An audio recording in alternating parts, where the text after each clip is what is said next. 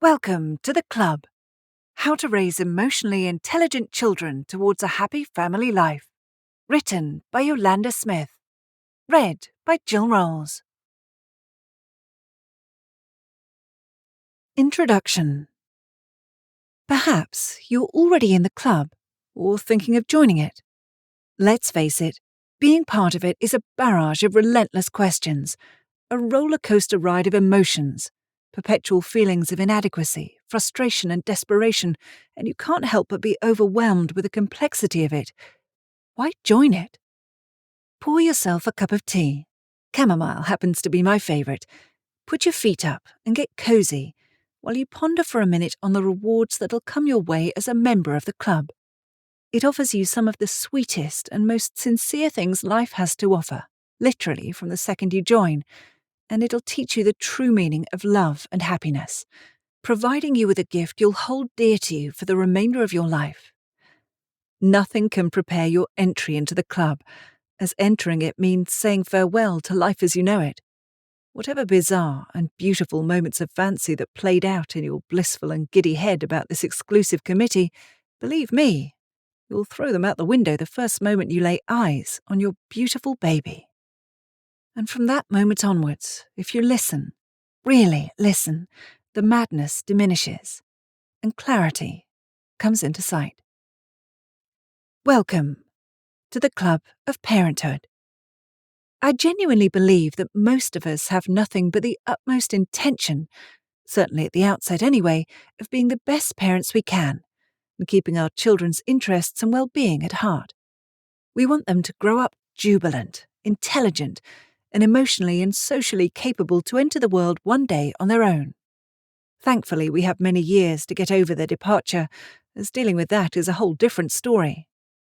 Is the desire of raising balanced children a hypothetical dream or an achievable reality?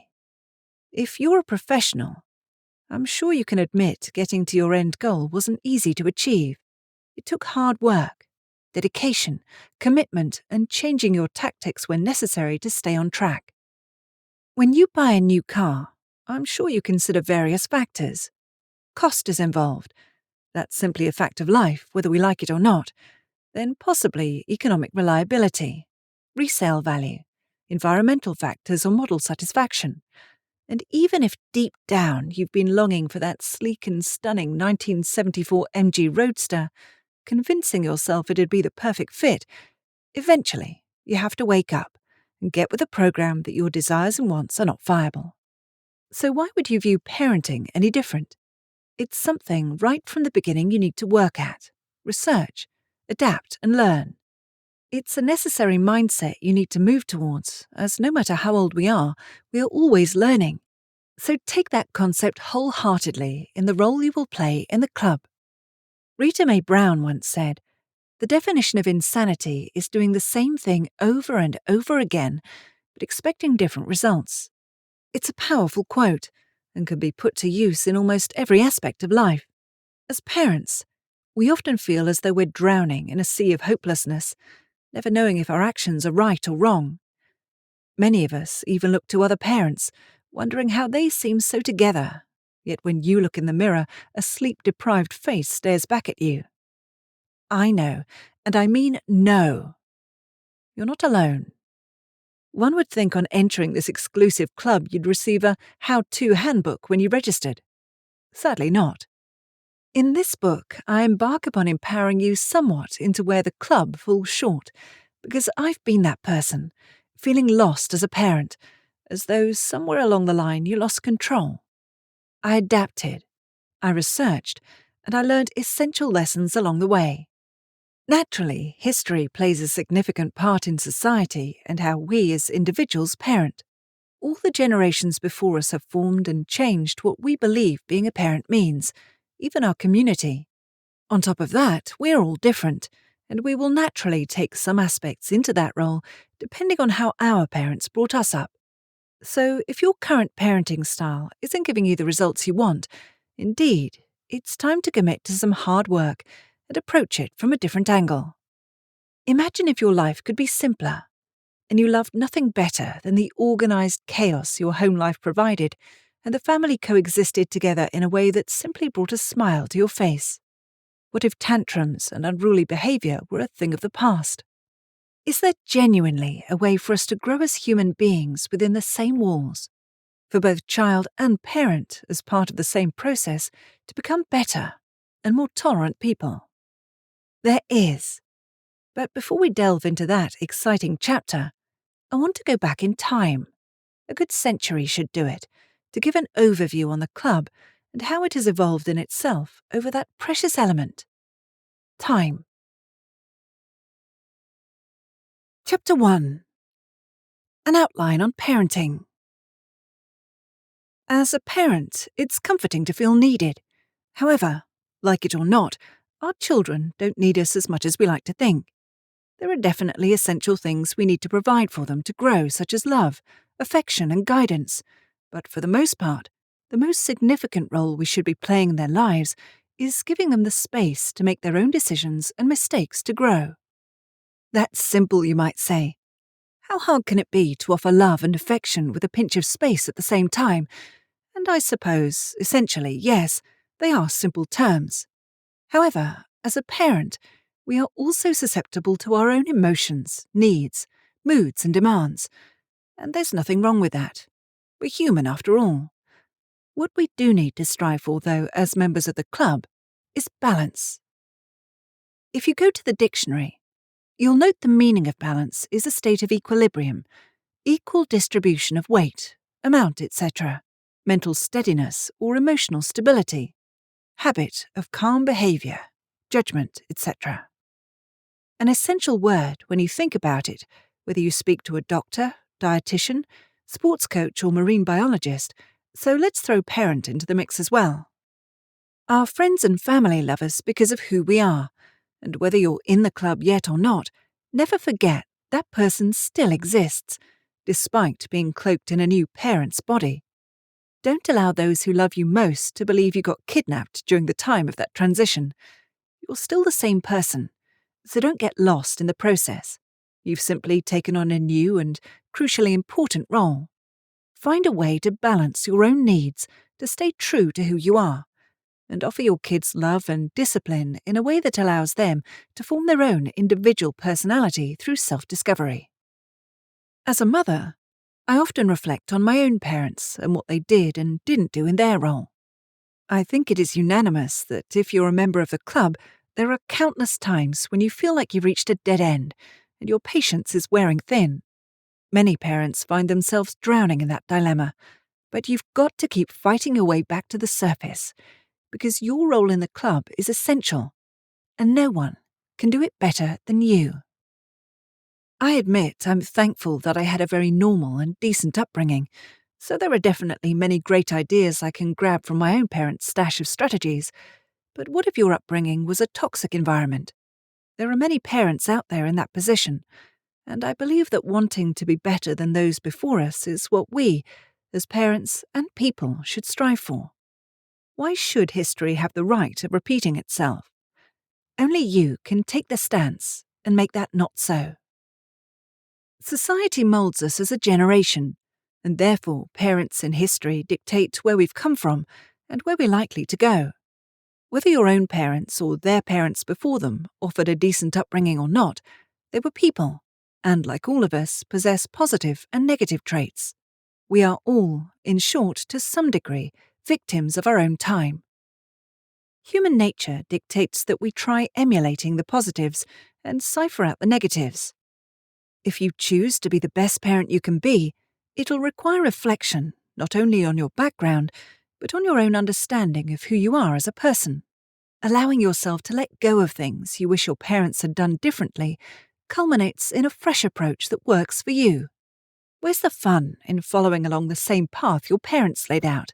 Make a new path. Stamp on it. Label it. Sprinkle it with glitter if you must, but make it your own. Fault or blame doesn't get you anywhere, and you need to be strong enough as an individual to find the best solution for you and your child.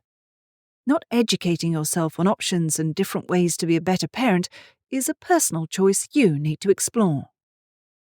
So far, we've touched on the direct influence from our own parents and a family tree, that led us to believe certain elements are essential in that elusive how to be a good parent scenario. How else do we fall victim to our approach to raising children? Peel back those grimy pages in the club's handbook, and you're likely to read through interesting articles written by parents from the silent generation, 1927 to 1942. Why silent, you may ask? The title of the generation is quite befitting, as children of that time were meant to be seen and not heard. They played out in the streets, while their parents worked relentlessly to accomplish one essential, and that was putting food on the table. They believed showing love and affection was through provision. Food on the table meant you'd done all you could to ensure the fate of the next generation. Their parents valued hard work and loyalty, and even though they grew up themselves in the Roaring Twenties, war and hardships created in them strong values they wanted to pass down to their children. While their parents were all about going against the system, the silent generation craved stability, which they were deprived of as children, and as adults they chose to work with the system instead. They made their money go far, never spending unnecessarily, and their ethics and morals brought about a world of stability. As they became parents, this allowed an element of financial and economic freedom. They instilled the belief that if you put your head down and didn't make waves, success could be yours in the end.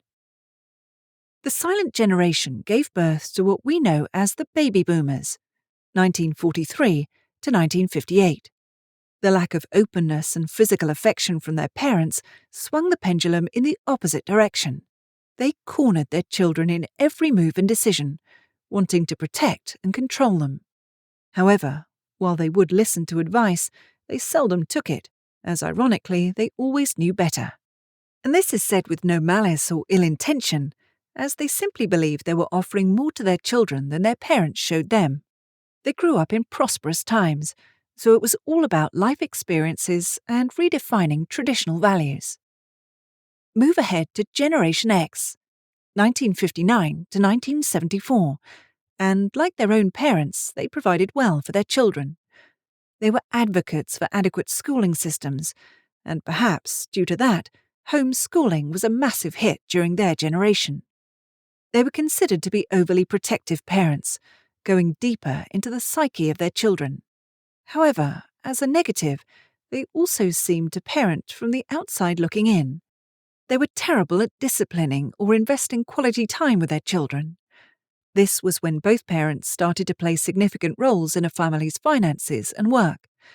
Learning how to juggle became a new strategy, so, again, they did the best they believed they could under the circumstances. And then we come to the delightfully and much spoken about millennials, 1975 to 1990. As parents, they are polite, and they care about their children, taking their suggestions and input to heart. They are more likely to engage in open dialogue and take their children's thoughts and advice as gospel. A conscious role unfolds in how outside factors impact their children's lives, such as food, society, and the environment.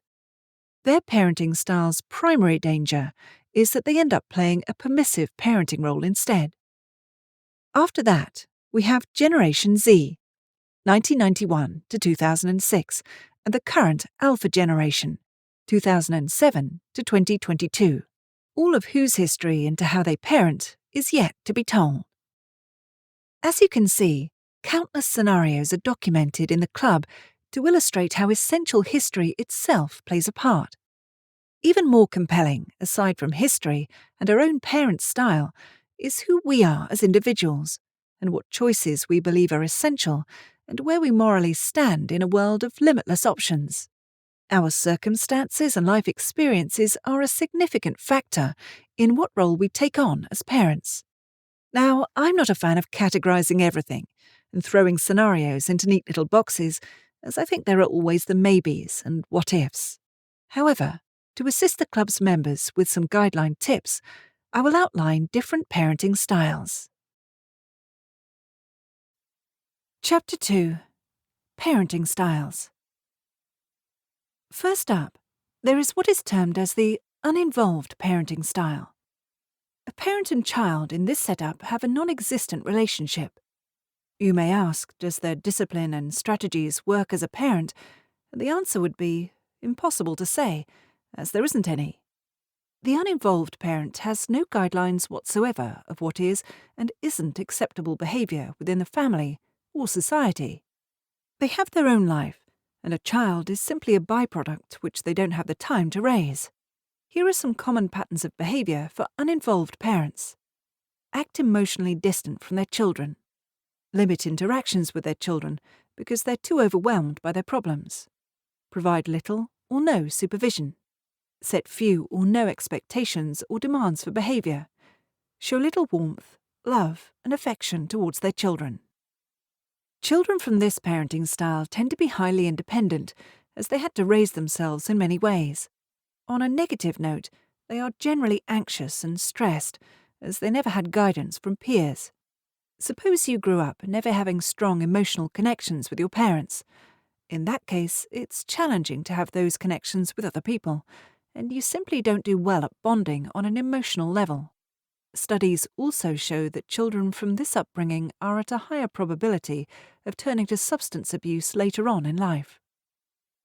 Box number 2, I mentioned previously, is permissive parenting. It's quite a popular parenting style, especially for millennials. However, it's also somewhat controversial. It's almost the polar opposite to the uninvolved parent, and parent and child have a very close relationship, where the parent is generally over-responsive to every whim. Discipline is a word they shy away from, and what they demand from their children is little. While being connected with your child is a beautiful thing, this style of parenting has negatives too. Here are some characteristics of permissive parenting. Are usually very nurturing and loving towards their kids. Ask their children's opinions on major decisions. Emphasize their children's freedom rather than responsibility. Have few rules or standards of behaviour. Any rules they do have are inconsistent. May use bribery, such as toys, gifts and food, as a means to get a child to behave. Often seem more like a friend rather than a parent. Provide little in the way of a schedule or structure. Rarely enforce any type of consequences. As children raised in this parenting style grow into adults, they generally have high self-esteem, which is a beautiful thing. On a downer, they tend to be less responsible and self-disciplined due to their parents' lack of boundaries. Box number 3 is strict parent. I think we can all fill in this box with our eyes closed, as even if your parents didn't fit into this category, we've all known parents who do. There is little closeness between parent and child, as it's all about rules and regulations, with limited flexibility. Strict rules mean little freedom, followed by harsh discipline when expectations are not met, and most of this commonly leads to poor emotional connections in the family. While clear boundaries for children are necessary, the result becomes negative when pushed to such an intense level. As an adult, these children tend to have significant trust issues. Besides, given they had no room to grow as children, the only way they could find their individuality was in secret, so they tend to be secretive and have a plethora of insecurities burdening their shoulders. Now, so far, the club has dictated throughout its history one or another above style of parenting. It's the makeshift handbook, you might say. It leaves ample room for errors and, within itself, a little too much like the uninvolved parent, where it doesn't offer enough achievable guidelines that make sense in the long run. As parents, we don't want to be causing an avalanche in the family every time specific requirements are not met. However, letting that avalanche slide without stopping it means a lot of mess to clean up at another point. So before I add an entirely new chapter into the club of how we can stop that avalanche from falling in the first place, I want to briefly touch base on what a child's essential requirements are. As a parent, what do you need to provide your child with to come out the other end balanced? Yes, that holy word once again. Love is pretty apparent, I would think. We all need it, and children are no different. But love can be unbalanced, dismally so. I mean, I adore my cat, but I swear there are times I'm not given the same quantity of love in return. So how do you, as a parent of children, not cats, provide love? You could show your love by giving them things, But what does that truly offer them in the end? Those things are empty and don't provide joy in the long run. Show them the real thing, the non-material side of love, and that is our complete acceptance of who they are. What does it mean when someone says love and affection? Don't we naturally give those things to our children? If love can be offered in a way that isn't productive, affection can too. The term affection is generally associated with touch. While we can sometimes overlook our own children's struggles as we believe they are nothing compared to the dilemmas of being an adult, the point is they are struggling, and for them, it's most certainly as big as whatever you're dealing with. Possibly even more significant in their mind, momentous even. Offering affection and support and guidance makes them understand that they will get through it and become stronger. Talk to them. Hug them with enough love that allows them to know they are secure and comforted in the fact that you are there. Listen. Laugh together. Motivate them, and most of all, be the role model they need. That's your legacy right there. When you're at work and your boss or client tells you you've done a fantastic job, it makes you feel proud of yourself, right?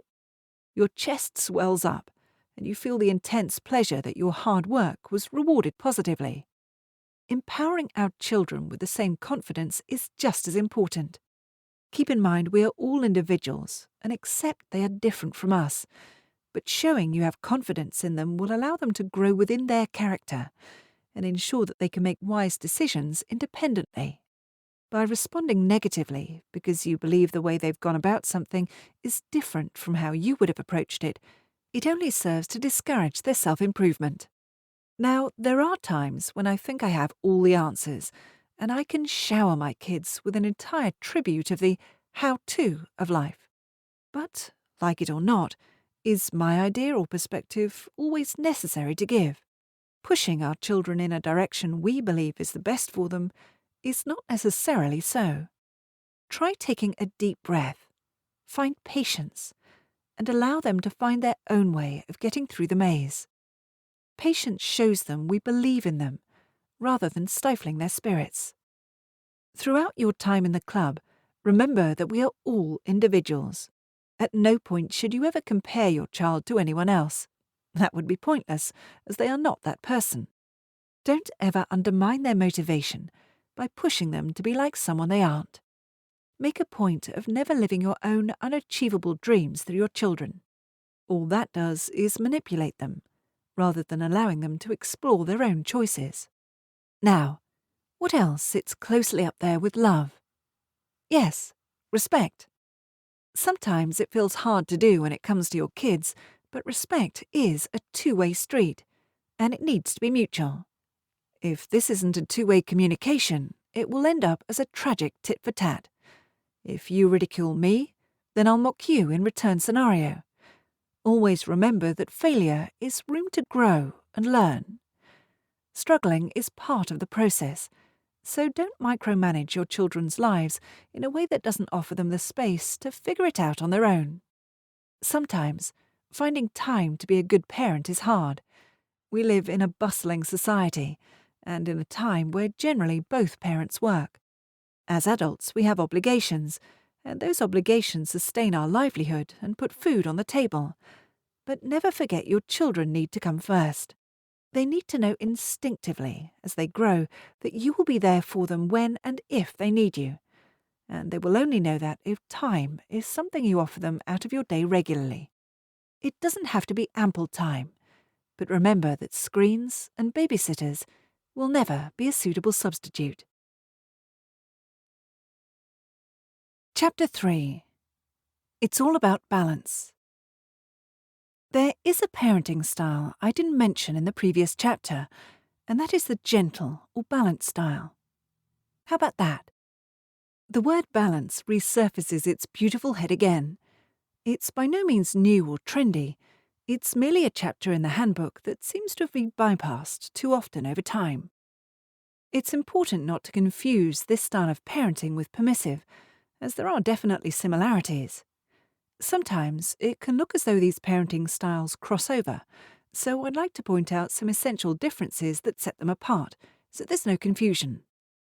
We all love saying yes whenever possible, and the permissive parent's take on this word is telling it to all your child's demands and needs, no matter what, while the balanced take would be saying yes only if it's a reasonable ask. Both types dislike controlling their children, as they believe self-expression is essential. However, permissive parents don't guide or monitor, while a balanced parent sets out clear boundaries that need to be followed. Permissive parents tend to have very few rules or standards, and when they lay down rules, they are rarely consistent in their efforts. On the other hand, balanced parents, while they don't have a box full of rules and regulations, they do have some families more than others, and they are always consistent. Another critical difference is when it comes to decision-making. Permissive parents allow their children to make significant decisions that should be left to adults, with little guidance of what is right and wrong in the process. Yes, balanced parents encourage their children to make decisions for themselves too. However, they offer ongoing guidance in the process when it comes to significant findings. Balanced parenting is all about long-term goals. Parents know their children well, and as a parent, you need to recognize specific skills that your kids do and don't have, and come up with tasks and strategies that help them achieve better themselves in those areas. It aims to address skill deficits so that your kids become healthy and responsible adults in the long term, and not control or stifle the process along the way. While still offering love and support and all those essential elements children require from their parents, this style still has expectations and guidelines, and good behaviour is encouraged. Boundaries are given, but open and honest communication is also cultivated to allow children to become independent and have their own opinions and knowledge of consequences over the different choices they make in life. Plenty of room for growth is offered, along with support, encouragement, warmth and involvement. It doesn't matter if your child attends a private or public school, has an active sports life or not, or what country you live in. What all children do need is a well-balanced and robust support system, a sense of belonging and stability. Your children's environment within your home walls is a vital trigger for helping them establish a solid foundation later on in their lives. Yes, at school and through outside influences, your children are definitely moulded somehow, but their roots, stability and strength come from the groundwork you lay for them in your home. Everything else stems from that taproot you provide, so do one thing if you can. Make it healthy. Perhaps you're like me, and in many ways I find balance a daunting and unachievable task. In truth, I don't believe I'm alone in that either, and that gives me some minor relief that I'm not the only one swimming in the pool of self-denial. It's hard to find a middle ground at times, especially when it comes to your children, as all you want is for them to be safe and happy. It's also easy to get lost in the process because, as a parent, there are too many things to keep on top of between your own demands of yourself, work, and your family. Let's face it, sometimes we all feel like sticking our heads in the ground for a while and hoping the world will be a different place when we poke our heads up again. And how awesome it would be if that were true. But then that would mean Rita Mae Brown's quote had little meaning, and that simply isn't true. Make it a mantra if you must, but tell yourself the most important job you will ever have, the one essential thing you must do, is be the best parent for your child. And note, I did not say friend. I said parent. They'll have countless friends throughout their life, but they will only ever have you as their parent. Your role is more important than the part of a friend can ever be. How do you begin with parenting your children in this way? Well, like many other things, it starts with you. Our lives often feel like they're a balancing act, and whether it takes a major storm or a slight breeze to topple you off your perch, it's expected that we all become unbalanced at times. You might feel lost in your role as a parent, spouse, employee, boss, or even as a friend and confidant, as though you're failing. But you're not. Never tell yourself that. What you're lacking is simply balance. Get back up on the wire and figure out a way to block yourself from the wind. And in the process, don't beat yourself up. We're human, and we're allowed to flounder in the unknown. Find compassion within for yourself. That is most definitely a great start, And remember that the idea of perfection is a ludicrous one. It should never be your goal at any point in your parenting life. Photoshop offers perfection. As humans, we're not predisposed to it. So relish everything that is you, flaws and all. Why, you might say, is that the best place to begin a balanced parenting approach from within? How does that start helping my children?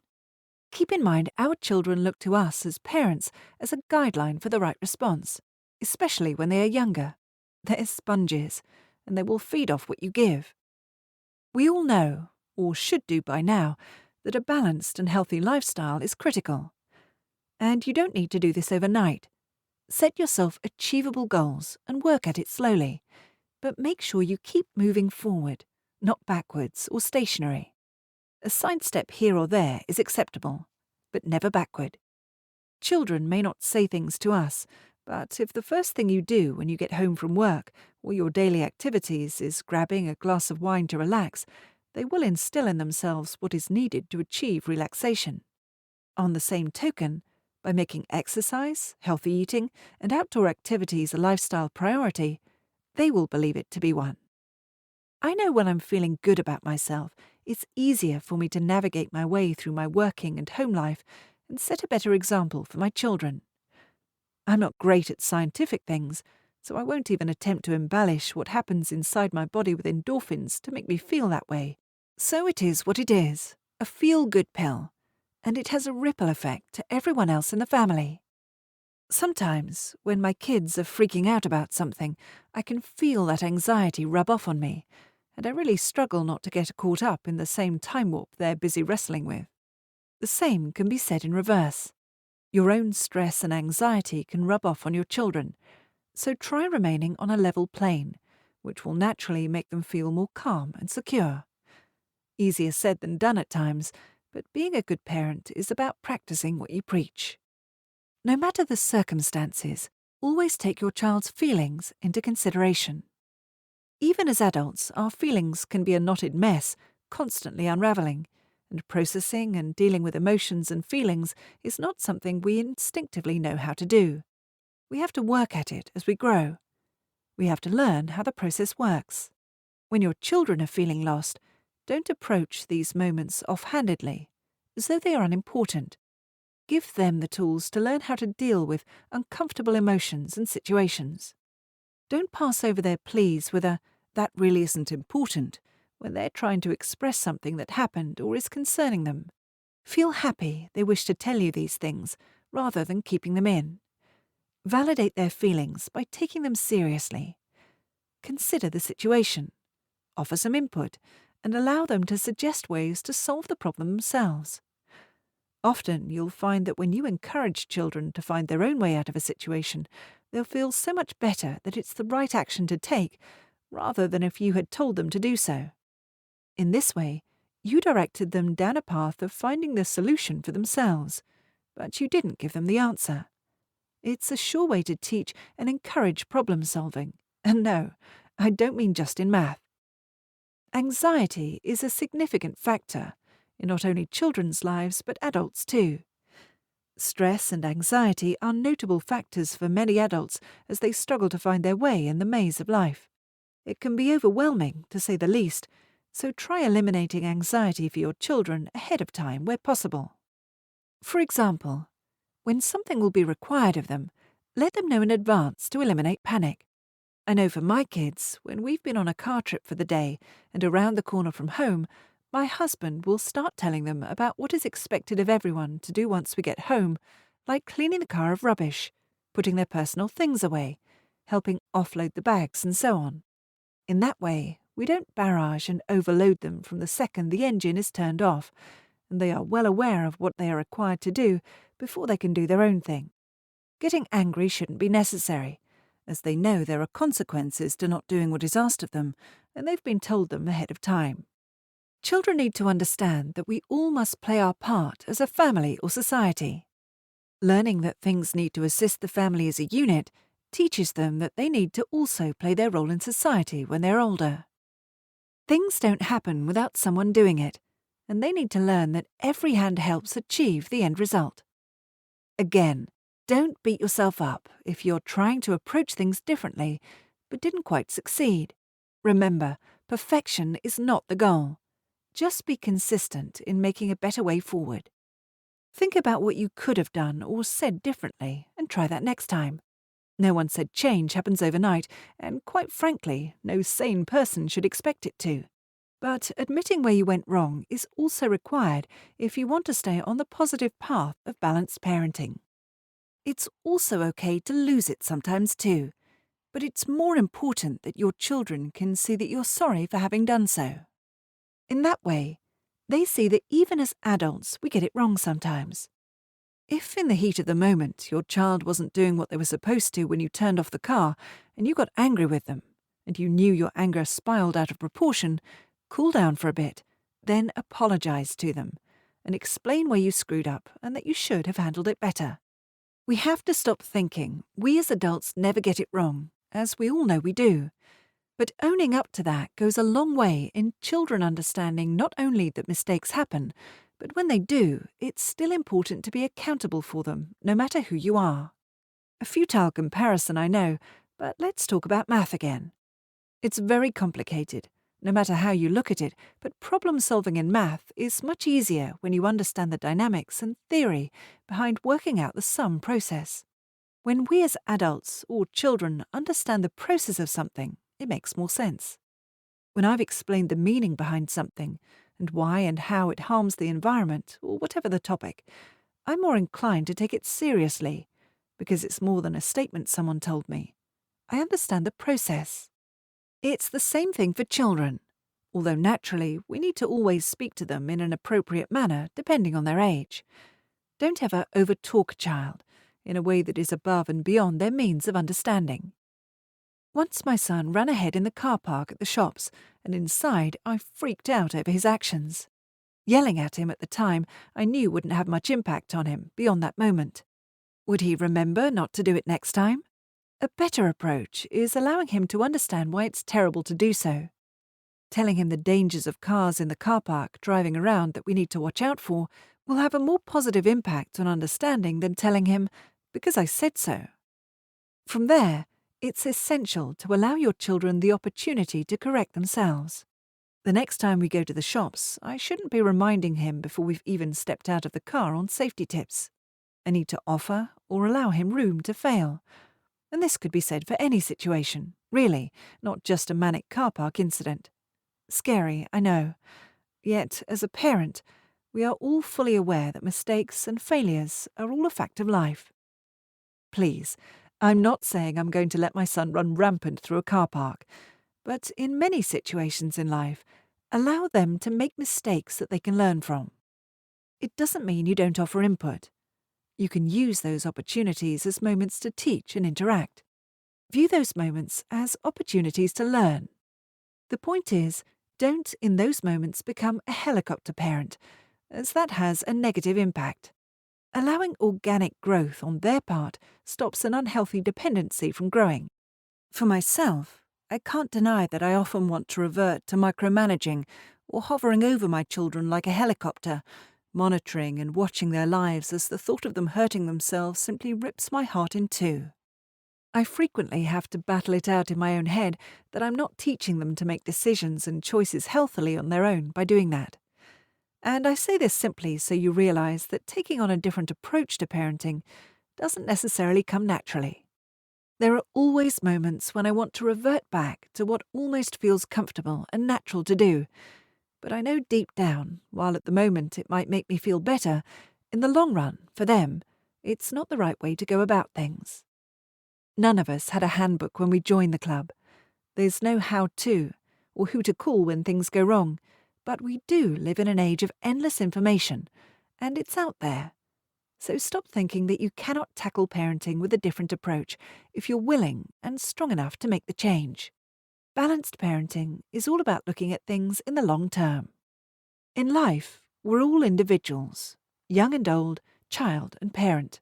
Allow your children to explore their own interests, not ones you predetermine for them because you think they'll be fun. They need to interact in this bizarre and crazy world on their own one day, So finding their own unique way to relate and interact through personal interests and ideas is imperative. When I was a child, we all sat down at the dinner table together. I know it sometimes seems cliché, as it's something many people speak about, but I truly believe in eating dinner together at the table, with no television on in the background. Reflecting as an adult, it's actually a moment in my upbringing I remember well, as it was the one time when everyone was together, and discussions were open, almost as if the dinner table was neutral territory. It's a way of expressing to your children that interactions and dialogue within a family are essential. It's such an essential trait that we as humans tend to forget it in our efforts to forge ahead. Still, we all have circumstances in life that push us in specific directions, and making judgments on people doesn't benefit anyone.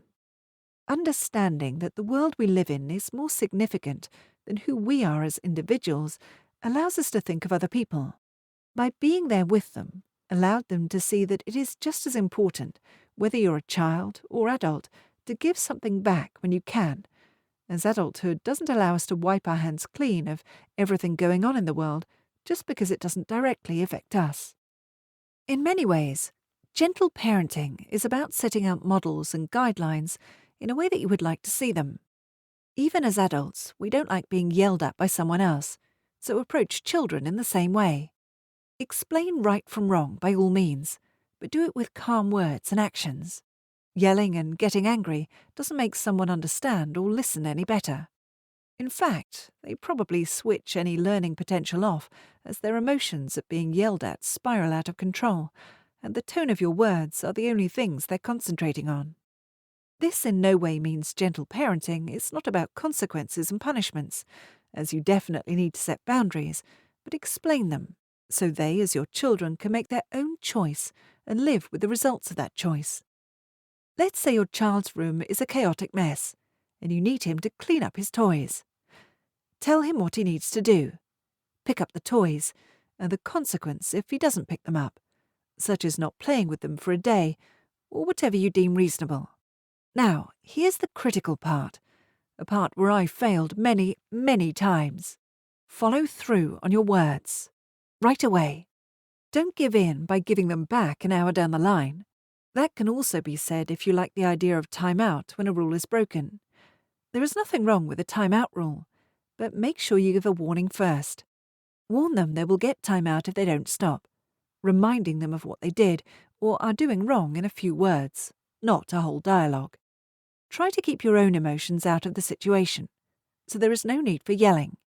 Again, go through with your actions, and don't forget, it's crucial not to abandon your child during the time out.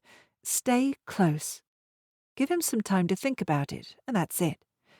It's essential not to make this moment a traumatizing one. I know some parents isolate their children in their bedrooms, in the dark, or they have the shame chair, etc. Please, don't. It's the opposite we're trying to do here. The goal is to teach consequences, not fear. While it's crucial to explain and give consequences to lousy behaviour gently, it's equally important to notice acceptable behaviour. Let's say your child went ahead and cleaned their room without you asking. Notice it, and praise the success of doing it with encouraging words. If your children are heading into the older years and being a teenager is right in front of them, don't think that some balanced parenting styles aren't workable or approachable. Start today and work slowly on positive changes from there, and don't expect overnight miracles. Expressing love towards them and attempting to stay involved in their lives makes them more open to your guidance. Ensure they know lines of communication are always available and that you're still there for them. We all know teens are exceptionally good at pushing our buttons, setting our emotions into an erratic mode. At that time, take time out yourself. Yes, you're allowed. Don't discipline when your own feelings and anger are high. The result is never positive. Take my 5-second rule, and for a few minutes, inhale for 5 seconds. Hold for 5 seconds. Exhale for 5 seconds. I guarantee this really helps to calm you down. Then deal with the situation in a calm manner. The person you're angry with is the same person you love dearly, so separating yourself from your anger allows you to deal with the situation calmly. Try to allow open, two-way communication in your relationship with your teenager, as it helps them develop the social skills they need to succeed outside the family. As a parent, I think we have too many expectations for our children as well. We know and understand the world is a wild and scary place to be, and we want to push them in so many different directions in the hope they'll find their way in the long run. I cannot stress enough, don't put too many expectations on your teenagers. If you consider changing the way you think, you may discover that their behavior will change in the process. Gentle, balanced parenting isn't about changing your kids, and it isn't about having expectations over what they should be doing, in your eyes. It's about giving them the space to make their own discoveries and decisions. Don't expect them to behave like adults when many adults don't know how to conduct themselves. Remember, they are still young. Emotions, eating habits, future goals, anger, social expectations and interactions are all elements to a life they are still figuring out, so don't get angry at them if they don't master something you think they should have. That's an unachievable goal, where you should be setting achievable ones. Look for opportunities that will allow your teenager to express themselves and be independent. Be warm and loving, while setting out clear limits, and share the reason behind your limits and decision-making as they are old enough to understand your terms. Chapter 4. Acknowledgement and Gentle Discipline. In a nutshell, balanced parenting is a no-reward approach. No prizes mean when your children have done well, you don't need to buy them sweets or a toy to express it. On the same token, there is no smacking or yelling. It's about empathy, respect, and understanding. The idea behind it is to teach your child to think, constructively and non-selfishly, about how their own behavior can and does affect other people. Ideally, you want to provide your kids with the internal tools to self-regulate themselves, rather than enforce good behavior through threats and punishments. Throughout this chapter, I'd like to share from my experience some information with the club and its members, and the only intention of doing so is in the hope I may make another parent's life an easier transition into coping and dealing with the ups and downs of being a member. For anyone in it, or perhaps already at the fruitful age of having grandchildren already, I'm sure you can all admit it was the most challenging job you had in your entire life, and unlike other jobs, there was no one to guide you and lead the way. It's scary, as you have never unequivocally known if you're doing the right thing or not, and the only thing you can rely on is the information other parents share. A touchy subject for many over what is right and wrong, and despite balanced parenting taking a gentle approach, discipline is very much relevant in teaching children boundaries.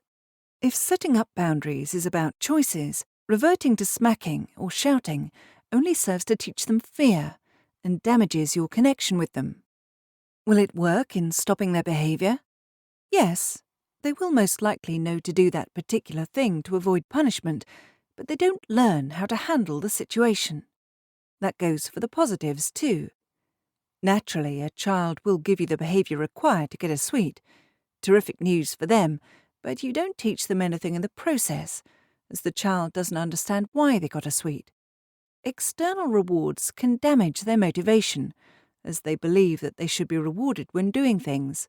So when and where do you draw a line that they understand? The theory behind the no-reward approach is backed up by the fact that, so it's said, rewards override a child's natural inclination to try. They instinctively learn what to do to get a bonus, or what not to do to avoid punishment, rather than trying to understand the right way to behave full stop. Don't we, as people, naturally want to be good, please our parents and do the right thing? I believe we do. We just need the chance to prove it. When approaching parenting from this position, you must create a strong connection with your child. Offer choices rather than commands, such as, would you like to pack your lunchbox first or your school bag? Both tasks need to be completed, So empower them by getting them to do it themselves, but still feel like they have some control over the situation by giving them a choice. Most kids don't like cleaning up their room, but the mess was created by them, and they don't learn anything positive if you as a parent clean up after them all the time. Get them to play. After that, let them understand that in making a mess, there comes a time it needs tidying again. Try to approach it in a way that makes it fun. It's important to point out, talking is what it's all about. Through talking, we can listen, learn, and teach our children an excellent approach to life. When your child has done something wrong, don't label them. It doesn't mean they are wrong. It means their current action was improper. So remember to separate the two. Let's face it, whether you enjoy admitting it or not, you as a parent get it wrong sometimes too. It's a fact, not fiction. But do your kids know it? I've said this before, as it's essential, but allow them to see your mistakes. You don't have to pretend you're perfect. They need to acknowledge firsthand that, like you, they are allowed to make mistakes too sometimes. And the only way they will know you do is when you apologize for having done so. Just because you're the adult doesn't mean you shouldn't hold yourself accountable when you know you've done wrong.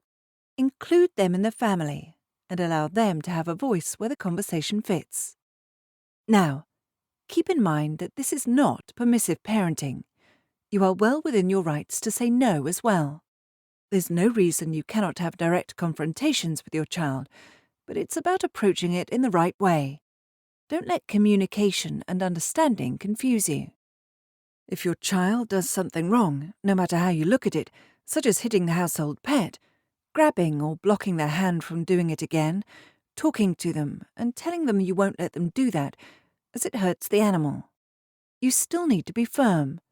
You've made a point they can process and understand, and you haven't overridden the lesson with fear by smacking or yelling. Talk to them honestly and make it personal with, "I won't let you." Showing fake affection along the lines of, "That's not very nice of you," is a little condescending. For some parents, timeouts work well, as it gives both the child and the parent a few minutes to breathe and calm down before addressing the situation. No matter what you feel comfortable going with, just make sure you set those boundaries and communicate with conviction. After that, you can try to figure out what caused your child to have that behaviour, but don't hesitate, as you will come across as faltering or vague instead of firm. They need to believe and have faith in you, that you know the best way to do things and that you're there to teach them. Faltering or changing your mind halfway through makes them begin to wonder if you actually do know anything after all. Acknowledgement, when it comes to children, is a powerful tool. Heck, I'll even go as far as to say it's just as impressive when used with other adults. Often that is all they need to feel like they are understood. Perhaps they hurt themselves on the playground, and seeing and acknowledging that they scratched themselves can take their pain away in an instant because you noticed. By always telling them they don't need to be worried or upset about a situation, you only encourage them to be less inclined to express themselves to you further down the line. You can keep the door of communication open by acknowledging. Acknowledging not only makes a child feel better, but it also clarifies the point. Perhaps you've been out in the garden for half an hour, pushing on the swing, and you're exhausted. But of course your child could continue all day. They certainly are exclusive Duracell bunnies in that way. Somewhat sympathise, acknowledge their point of view, and then state your own, such as, "I know you're loving being pushed on the swing, but I'm exhausted now." When it comes to doing math homework with my daughter, she can get too frustrated with herself and get to the point of putting herself down rather than working through the problem. She has a great capacity of throwing a wall up in front of herself, of which she mentally will never be able to get over. Again, in times like these, it's important to acknowledge. I don't want to set her up for failure, but I want her to put in the effort and work it out for herself to get over the wall, as I know she can. So instead, I'll tell her how hard she's working, and that I also think it's pretty tough to do, and I'm proud of her for putting in the work. I only need to see the look on her face to know that encouraging a personal and inner-directed joy rather than just words shouted randomly into the void, or a sweet for that matter, empowers her more. Perhaps your child got their first A on an English test, and you're both thrilled over the fact. Rather than shouting out a random, "Go Tina," into the world, and that's it, your joy is over, hug them and say, "Wow, what an amazing accomplishment. That must have been hard, but you did it." Again, acknowledge and empower. When children genuinely feel their parents think they have done a fantastic job, they're inclined to keep putting in the hard work because they want you to keep feeling pleased with them. What's also essential for this approach to parenting is that you always remember that your child is only a child. They are not an adult. And even if your children are teenagers, that doesn't make them adults yet either. Understand their development, and there is enough research out there for you to find out as you go along what is expected when it comes to what your child is doing. There are many times when your child's behavior might be embarrassing or annoying, but it may also be entirely age-appropriate. The most immature part of the brain that controls judgment, impulse control, and regulating emotions develops last, and I mean last, as can be seen in teenagers. It's not always easy, and it does take time, effort, and patience, but isn't your kid's well-being worth it? You need self-control, as there are bound to be times when you're so angry you want to react. Still, you need to teach yourself to step back and think for a moment about what your child might be trying to communicate with that particular behavior and what you can do differently to prevent it from happening again. At this point, if you're pondering whether joining the club is something you're ready to do and believe this balanced parenting approach might be the way to go, you might also be wondering, where do you start? How do you approach this mind-boggling role of parenthood? As I've mentioned, sometimes kids are simply that, kids. And while their actions might appear irrational and warped to adults looking in, including parents, that's equally a foolish way of looking at it. On the inside, to them, they're entirely rational, as only a child of their age knows how. In their head, they're busy making choices that fit with their understanding of the world. Their behavior is driven by legitimate needs and requirements, so trying to get inside that little head of theirs is the best way we can try learning and assess precisely what those needs are. Take note the next time they act out or misbehave, and before you unleash the time out, think for a moment what they might be thinking in their head. Are they tired, bored, or perhaps hungry? Remember, they don't know how to control many things yet in their brains, so developing self-control simply isn't something they can do at a young age. It's not that they don't want to, but they are still a fawn on new legs and learning how to take the next steps. Think of all the movies, stories you've come across where the angel and devil sit on each of your shoulders. Imagine that, for a moment, entities are either side of you, instructing right or wrong from different perspectives, and you need to make the decision which ally to listen to. At times, that's precisely what you need to be for your child, that wondrous and angelic arbitrator and mentor you often wish you had yourself. By being that person, by being there to listen and reassure, to make judgment fairly and give a sympathetic ear, you, in turn, encourage good humour to guide your child back to a suitable solution to their problems.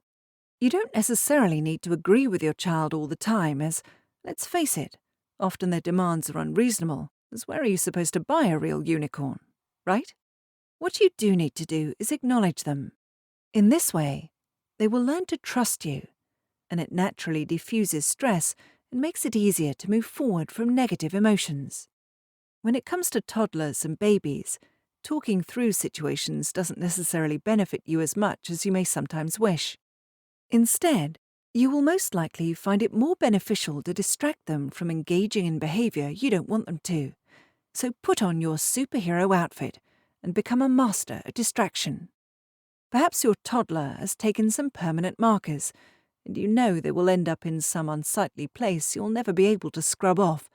So instead of just taking them away, replace them with something else they can use. Talk to them as you do.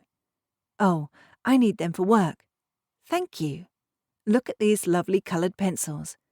You can do beautiful drawings with these.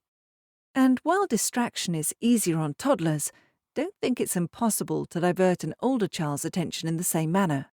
Let's say you have siblings, and you're waiting at the dentist, and you feel like you've been waiting forever. They start squabbling over random things, so your temper is on a short fuse.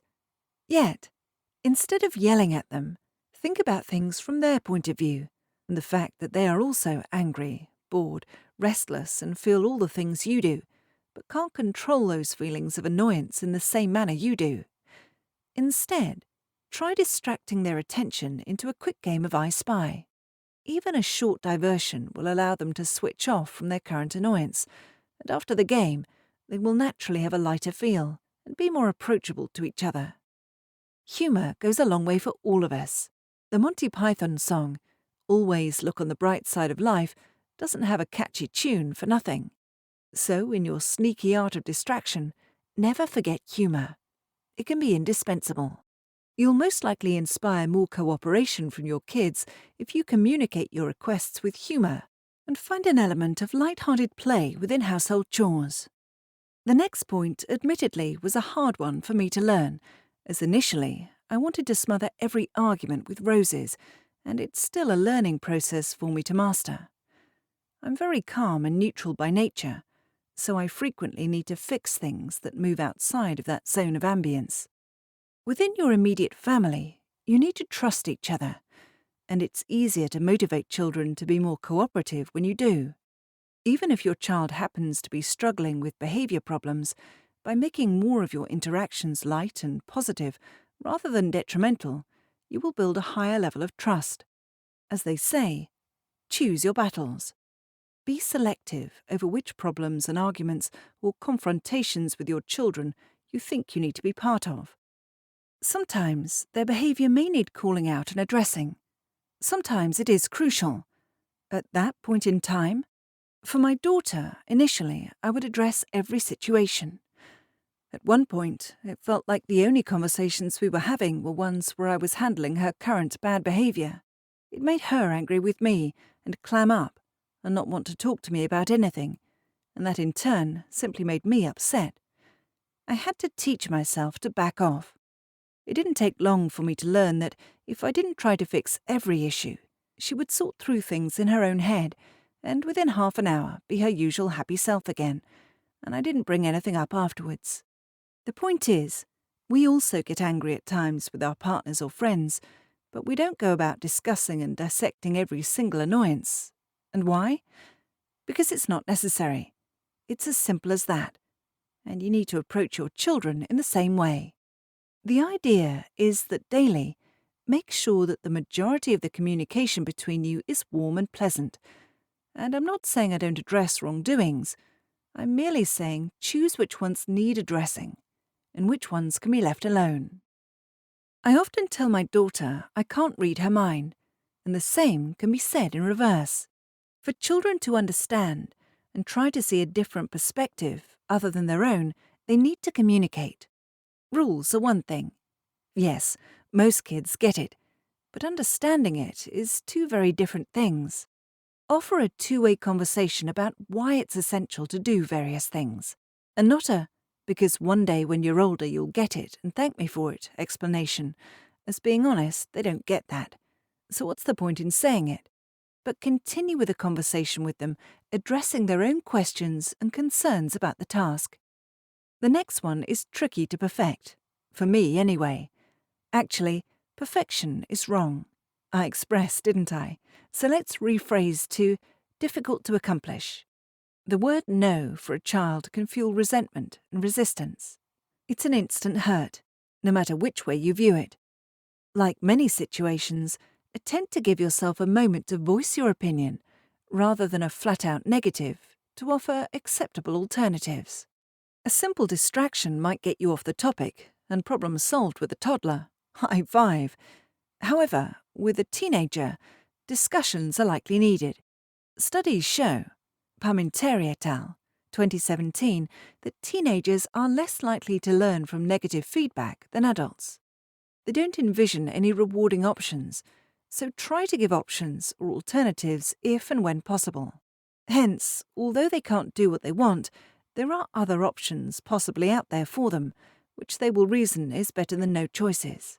I've heard of some parents that take on the balanced parenting role, and they don't believe that praising is necessary, as it promotes good behaviour as something that can be taken for granted. And I think that is something you'll have to decide for yourself. After all, not every note and tip in the handbook is going to be for you. Personally, I enjoy telling my kids I'm proud of them when I truly am, when they've worked hard, and I don't necessarily mean at school. Still, understanding a situation and developing an appropriate response or opinion on the matter, I'm proud of them for figuring that out themselves. Studies have shown that even young children feel empathy and do naturally desire to help you as a parent and in the family. They enjoy being part of it, so we can help kids develop moral reasoning skills by talking with them about how their behaviour impacts those around them. I think possibly many parents and generations of parents long ago would pass off the thought of feelings regarding children as frivolous and non-important emotions. No matter our age or brain development and understanding, we all have feelings. Discuss these with your children. Assisting them in finding helpful strategies in dealing with feelings lets them develop emotionally. We can all overreact at times, and our emotions can spiral out of control. After all, we're human, and sometimes life deals us a blow that's difficult to deal with, and when your children become adults, the same thing applies. However, if you can teach your children to self-regulate their feelings and emotions, they will have more control over these seemingly out-of-control situations. As a parent, we really do have a tough job. We love it, of course, but it sure isn't easy. We've become professional jugglers, that's a given. Whether you're a working mum or dad or stay-at-home parent, there is a lot of responsibility on your shoulders from other adults, as well as yourself, before you even consider fulfilling the role expected of you as a member of the club. And because of that weight on our shoulders that is a factor of life, we sometimes get angry. Overloaded, tired, lost, you name it. Sometimes you feel like throwing the towel in and giving up. When you feel like this, take a moment, some time out for yourself before interacting with your child. To anyone who knows and loves you, they don't need to ask how you feel, as it's written all over your face, no doubt. Negative emotions can be contagious, and you don't want to pass your ill feelings onto your kids, so take some deep breaths and pull yourself together first. Further studies. Given we are all different in almost every aspect, do we all have the same view and take on a particular style of parenting, such as balanced? No, of course we don't. It's about adapting principles and theories into a family surrounding, along with personal and traditional values to give your child the best you can before they go out into the world. Nothing in life is for free. We cannot control everything that comes our way either. What we can do, though, is to prepare our children to have the tools to handle what does come their way in the best way possible. When researchers surveyed families in 4 different countries, China, the United States, Australia and Russia, who took on a balanced parenting style approach, they discovered similarities and differences. In the United States, these parents were more likely to emphasize certain democratic practices, such as taking their children's preferences into account when discussing and planning family decisions. The child's overall opinion was valued. Robinson et al., 1997. However, in Russia and China, 2 countries that differ in traditional values significantly from the United States and Australia, balanced parents didn't take their child's opinion into account when making family plans and decisions. On top of that, in China, parents didn't encourage their kids to have their own idea when it differed from theirs. Robinson et al., 1996. So out of all the principles to this style of parenting, what was the largest common denominator across all 4 countries? Discipline. All parents in each of those countries made it a point to reason with their children when they misbehaved and took on communication and acknowledgement principles. Explaining the reasoning behind rules and having 2-way communication channels open with your children has been linked with more advanced moral reasoning skills. Crevens and Gibb, 1996. Kerr et al. 2004. Evidence shows that children from balanced, disciplined homes are more attuned with their parents, while less influenced by their peers, which can be a beautiful thing for a parent when it comes to peer pressure from the outside. In a study of American students, undergraduates were given a set of moral problems to solve. It was discovered that for those children with balanced parenting, they were more likely than the other children to say that their parent, not peers, are the biggest influences in their decision-making. Bednar and Fisher, 2003.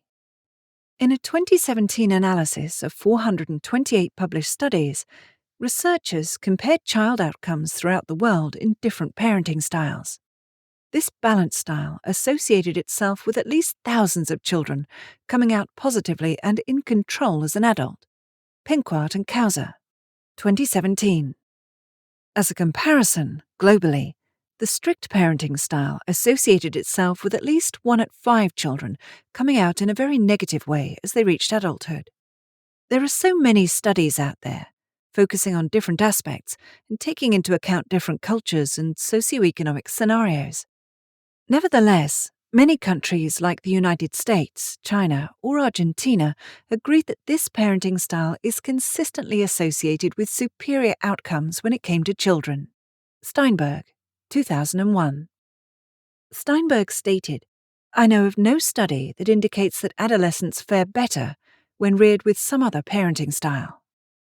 So, is balanced parenting something new that, through research and study, they've decided this is the all-new approach we should be taking on as parents due to studies over history and past generations? Absolutely not. It all started in the 1960s with psychologist Diana Baumrind, who noted that parental control, or parents as authoritarian figures, had gone haywire. Baumrind proposed that there were 3 distinct styles of parenting. Strict parenting, authoritarian, emphasizing blind obedience, discipline, and control through punishments. Permissive parenting, emotional warmth with a reluctance of enforcing any rules. Balanced parenting, authoritative, is a balanced approach where parents and children meet behavioral standards to encourage them to think independently.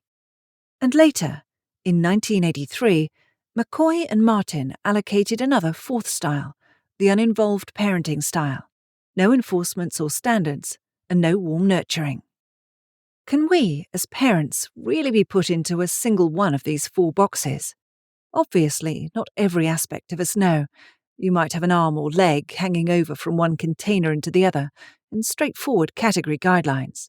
We can never unreservedly categorize human behavior. And you may also have 2 parents that have 2 different approaches. Now, you may ask, is this parenting style really worth the extra effort of always having to listen, even when you're having a terrible day yourself? Does it really help my child that much in the long run? Let's check the research. Studies show that children who suffer from conduct problems such as bullying, biting, and kicking other children are likely to show improvement if their parents put their harsh disciplining techniques to rest and opt for positive parenting techniques. Furlong et al., 2012. Evidence also shows this to be right in the classroom situation. During studies where middle school teachers were asked to discipline children within the classroom in an empathetic style, rather than harsh words and anger, suspension rates were reduced by 50%. Okonofuwa et al., 2016. Studies also show that as children grow up, they are more protected from stress, mental health issues, and long-term depression when raised this way. Whittle et al., 2017. To point it out, what is it likely I'll achieve taking on this new style of parenting? Should it really form part of the revised edition of the club's handbook? Warm and responsive parenting promotes secure attachments. It offers the best protection for children to stop internalizing problems. Studies have proven that these children are less likely to engage in drug and alcohol abuse, juvenile delinquency, or severe antisocial behavior. For example, Lambourne et al., 1991, Steinberg et al., 1992, Carrido et al., 2002, Benchaya et al., 2011, Lurks et al., 2011. Talking with your kids about all those intricate feelings and emotions only serves to strengthen your relationship. A better relationship means your kids feel easier being open with you. Encouraging their independence from an early age guides them into being more self-reliant and better at problem solving.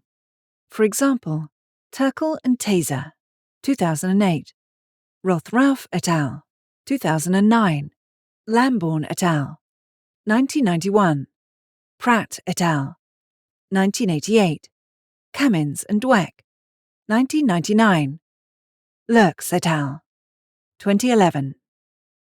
Kids with warm, responsive parents are more likely to be helpful and kind. Dekovich and Janssens, 1992. Conclusion. As we have seen, parenting is like a jigsaw. We parents need to adjust the pieces every day, and if it doesn't look right, we have to try again. And that's okay. There's no shame in restarting. The most important thing is the legacy we leave in our children. Love, respect, empathy, and everything they learnt from watching us, from our example. Being a parent is a constant improvement, and most of all, we have the chance to see ourselves in the mirror through them. So if what you see isn't right, try to change yourself first, and I assure you, the results will be completely different. I hope through this book you are inspired and motivated to go further and challenge yourself. As I said before, perfection is not the goal. Consistency, acknowledging and love are the key words, so don't give up. They need you. You need yourself at your very best to succeed as a parent. See you soon. Yolanda.